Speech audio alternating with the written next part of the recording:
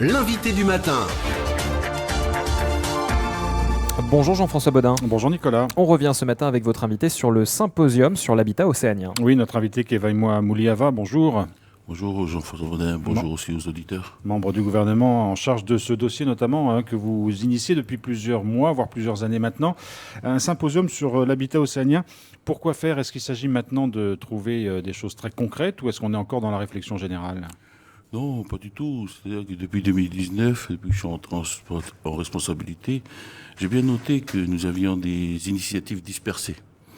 Et on a souvent tendance à parler des échecs que nous avons eus. Et humblement, j'ai vu des succès, notamment en terre coutumière, portés par la Caisse des dépôts et le GTPL de Baco, pour ne citer que. Là, l'idée, c'était d'essayer de fédérer toutes les synergies, les initiatives qui ont été menées, de tirer un bilan et de dupliquer ce qui a pu être un succès et finalement qui n'a pas été accompagné par un environnement normatif, juridique, administratif et même, je dirais, formalisé aussi au niveau administration. Comment accompagner toutes ces initiatives qui ont été des réussites et puis rectifier des choses et puis réfléchir aussi sur la gouvernance. Donc c'était l'objet de ce symposium. Ça a été pour moi, je dirais modestement, un succès, puisque nous avons eu quand même la province Nord et la province des îles qui se sont déplacées. L'État qui était présent, et puis les deux associations des maires françaises et l'association des maires de Nouvelle-Calédonie. Et puis la dernière journée de co-construction, c'est-à-dire elle était consacrée aux ateliers d'intelligence collective. Nous avons eu l'honneur, Madame Lagarde nous a fait l'honneur de sa présence, et puis a participé à un des ateliers qui me tenait à cœur, celle de la place des communes dans le logement et l'habitat en général. Alors, est-ce qu'il s'agit maintenant... comment on le définirait, cet habitat océanien ? Est-ce que c'est un modèle particulier ou est-ce qu'il y a plusieurs modèles, il y a plusieurs techniques, il y a plusieurs pistes qui sont évoquées ? Non, il y a plusieurs modèles. Bon, je sais que certains ne sont pas venus parce que le terme océanien les horripile. Mais en réalité, un habitat océanien, c'est quoi ? Je le dis, et je crois que la répétition est une des vertus de la pédagogie, c'est un habitat efficace. Un habitat efficace qui doit être diversifié parce que la Nouvelle-Calédonie est aussi cristallise des diversités. Nous avons des milieux urbains, périurbains. Nous avons un milieu qu'on appelle l'habitat spontané, qui est le squat. Et nous avons aussi les milieux terre tribale. Donc, de fait, quand on parle de milieux différents, nous parlons d'habitats différents. Et c'était l'objet de ce symposium, parce que, et là j'ai envie de remercier tous les acteurs qui sont venus.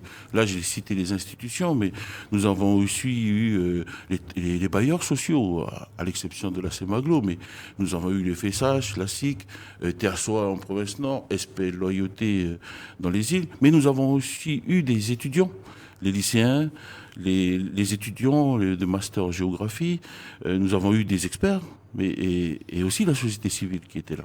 Alors le but, vous l'avez dit, c'est de construire une sorte de référentiel, ou en tout cas avoir un cadre normatif, juridique, voire fiscal. Est-ce que là-dessus, les choses vont avancer rapidement ? Est-ce que maintenant, il y a un projet concret qui se met en route ? Comment vous voyez les choses évoluer ? Grâce aux ateliers d'intelligence collective, où il y a eu des ateliers sur les terres tribales, comment on développe l'habitat, mais aussi l'habitat, j'ai envie de poser d'abord le cadre. Le logement, ce n'est qu'un maillon d'une chaîne de valeur qui s'appelle l'habitat. Et derrière l'habitat, qu'est-ce qu'il y a ? Il y a de la culture, la santé, le bien vieillir et aussi nos étudiants. Donc il y a eu des ateliers sur toutes ces thématiques-là, y compris l'énergie. Comment on fait un habitat éco-durable. Donc à partir de tous ces ateliers d'intelligence collective est ressorti de la friction de tous ces cerveaux qui ont réfléchi en atelier, toute une liste de recommandations. D'ailleurs, je les remercie parce que ça nourrit la réflexion. Et j'ai envie de dire, je crois que le temps est venu pour changer de mindset, d'état d'esprit. C'est-à-dire que pour moi, la proximité doit redynamiser notre territoire. C'est-à-dire que Dès lors que nous nous trouvons en terre coutumière, les coutumiers, les gens doivent être consultés sur comment ils veulent développer leur habitat, et y compris un développement économique, de matériaux biosourcés. Dès qu'on se trouve dans une commune en milieu urbain ou périurbain, le maire, les élus communaux doivent être à la dynamique. Et c'est cela, finalement, ce qui ressort de ce symposium, c'est sublimer tous nos succès, rectifier nos erreurs et puis changer de paradigme, c'est-à-dire une pyramide inversée où les porteurs de projets, qu'il s'agisse de logement, mais quand on parle de logement, on parle aussi de développement de la ville. Il faut une école, un marché, des entreprises. Et dès lors que nous parlons de ce sujet, nous inversons la pyramide. C'est-à-dire qu'elle doit venir du bas, de nos élus de proximité, les communes, un projet par exemple, validé par une intercommunalité ou une province. Et puis, au niveau gouvernement, nous devons accompagner, créer l'environnement normatif, juridique, financier, avec nos partenaires qui sont ici. Et il faut les optimiser. Nous avons la Caisse des dépôts ici, nous avons l'AFD, tout un tas d'acteurs qui sont présents et qui finalement, nous avons tous les outils pour faire quelque chose d'innovant, mais aussi de structurant. Mais alors comment vous allez mettre tout ça en musique? Est-ce qu'il y a un calendrier qui se décide? Est-ce qu'il y a des choses précises sur lesquelles avancer? Oui, nous allons, c'est ce que j'ai dit à tous nos interlocuteurs à l'issue du symposium vendredi, nous allons maintenant nous mettre en ordre de marche. Tout ce qui a été produit, nous allons reproduire la méthode de la réforme de la fonction publique. C'est-à-dire que la cellule de l'habitat et de l'urbanisme va devenir l'équivalent de l'instance du dialogue social, mais va devenir un laboratoire d'innovation sociale où se regroupera tous les acteurs, institutions, et puis nous allons créer des groupes de travail, terre coutumière, développement possible ou pas, l'accompagnement financier, la Caisse des dépôts, comment peut-elle nous accompagner sur développement de terres coutumières, la santé dans le sujet de l'habitat en milieu urbain, la rénovation, etc. Tous ces groupes de travail vont se mettre en œuvre, et puis avec des objectifs de court terme, de moyen terme et de long terme. Et puis, on va se reposer aussi la question de la gouvernance, qui va prendre effectivement un peu de temps, puisque nous nous inscrivons dans une période de transition où nous allons devoir formuler un nouveau statut. Finalement, c'est quoi ce symposium de l'habitat au Sénégal? C'est être acteur de notre futur statut et ne pas attendre. Alors, à propos de statut, on va changer un tout petit peu de sujet. Vous aviez un bureau politique ce week-end, l'éveil océanien. Vous avez réexpliqué votre projet qui a du mal à être compris, le nom pas maintenant. Vous comprenez que les gens aient du mal à apprécier finalement la position de l'éveil océanien sur ce sujet-là? Oui, je comprends, mais en tout cas, l'éveil océanien est d'abord concentré sur le présent et le court terme. Le court terme, c'est quoi? C'est renouer le dialogue? Déjà, c'est renouer le dialogue, mais j'ai envie de dire, ce sont nos problèmes de finances. On ne va pas se faire des plans sur la comète si on n'a pas réglé notre budget primitif pour 2023, y compris pour finir l'année. Et c'est ça pour nous le vrai sujet. Le court terme, c'est ça. C'est comment on redresse notre pays, et finalement, le bon sens nous dit qu'on ne peut pas le faire seul. Que nous avons aussi l'État qui est là, nous avons nos experts qui sont ici, avec qui nous devons réfléchir sur tout ça. Ensuite, le statut viendra, le statut viendra, mais comment voulez-vous regarder à l'horizon si vous ne savez même pas si en face de vous, vous pouvez faire un pas ou deux pas? Alors, on a entendu dire 15 ans pour redresser les finances de la Calédonie, 15 ans pour choisir un nouveau statut. Ça veut dire quoi? C'est une nouvelle période transitoire qui s'ouvrirait, ou on irait vers quelque chose de définitif dans les 6 mois ou un an qui viennent, comme le calendrier pour l'instant le prévoit? Déjà, moi, j'ai envie de vous dire, Monsieur Baudin, bien heureux celui qui voit à 30 ans, aujourd'hui. Bien heureux celui qui voit à 30 ans, c'est un devin. Il est devin, il est exceptionnel.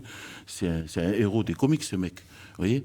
Nous, ce que nous, on voit, c'est nos problèmes structuraux en ce moment. Et effectivement, nous, on le voit sur 15 ans pour redresser notre pays. Ensuite, les 15 prochaines années, on verra qu'est-ce qui se passera. Mais en tout cas, les 15 ans qui s'ouvrent devant nous doivent commencer aujourd'hui. Mais comment redresser notre pays sur nos finances locales si un dialogue n'est pas entamé? Tout ceci est lié. Et nous espérons que la venue de M. Karenko et de M. Darmanin, prochainement, hein, les ministres de la République, vont trouver un partenaire en face. Et nous pensons que les indépendantistes seront au rendez-vous. Hein. Vous le souhaitez en tout cas. Ben, nous, on le souhaite fortement, et on pense qu'ils seront au rendez-vous, parce que sinon, comment on fait? Comment on fait? Un monologue? Non, c'est pas possible. C'est pas possible. Vaima Mouliava, vous étiez aussi à la Convention des partenaires en tant que membre du gouvernement. Oui. Vous avez quitté les travaux avant la fin. Vous en êtes rapidement expliqué. Oui. Pour quelles raisons vous êtes parti avant la fin? Vous ne vouliez pas cautionner finalement ce qui se discutait? Non, mais c'était une question de bon sens. Le président du gouvernement a désigné 3 membres du gouvernement pour y assister, mais nous n'avions pas la légitimité d'engager la parole du gouvernement. Il nous a laissé partir pour discuter en bilatéral selon nos mouvements. Et puis, voir si on a des travaux, chacun dans nos secteurs, à mener. C'est ce qui a été le cas pour chacun d'entre nous, que ce soit pour Thierry Santa, il a eu des rendez-vous sur ces secteurs, M. Gigès pareil, et moi aussi. Le format tel qu'il a été conçu par l'État était très très ouvert. Très ouvert. Malheureusement, les Véocéaniens n'y étaient pas. Comment voulez-vous que décemment je puisse rester alors que la racine politique qui fait que je suis membre du gouvernement a été évacuée de la table?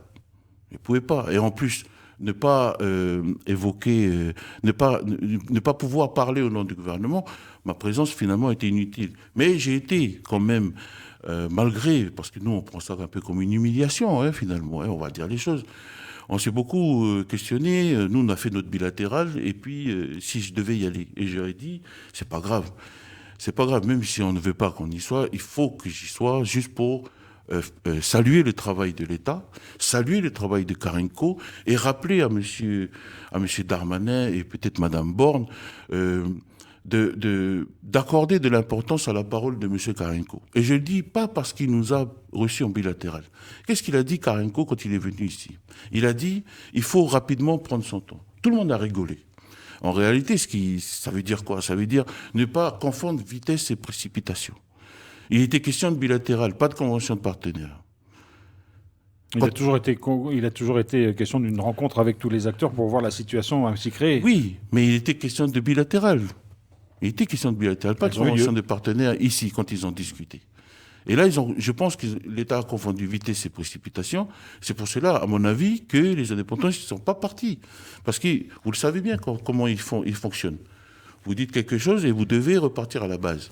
Donc, c'est ce que j'ai rappelé là-bas, tout en disant que je saluais leur travail, mais finalement que les partenaires essentiels de cette convention étaient absents. Donc pour ces 3 raisons, je leur ai donné rendez-vous à Nouméa, parce que je savais bien que le bon sens allait les faire venir. Alors, à ici. vous entendre, leur prochaine venue des 2 ministres va être importante, surtout que les indépendantistes auront eu leur congrès entre-temps. Ça veut dire que tout sera mis sur la table pour que le dialogue puisse reprendre. En tout cas, que tout le monde y participe. Mais oui, mais moi, j'essaie de voir toutes les situations comme une opportunité. Donc, ils ont eu le temps de se coordonner à Paris. Maintenant, il faut voir que si cette coordination, cette organisation à laquelle ils ont réfléchi, maintenant, il faut venir en parler avec les autochtones du pays. Vaima Mouliava, membre du gouvernement, merci beaucoup d'avoir été notre invité ce matin. Merci.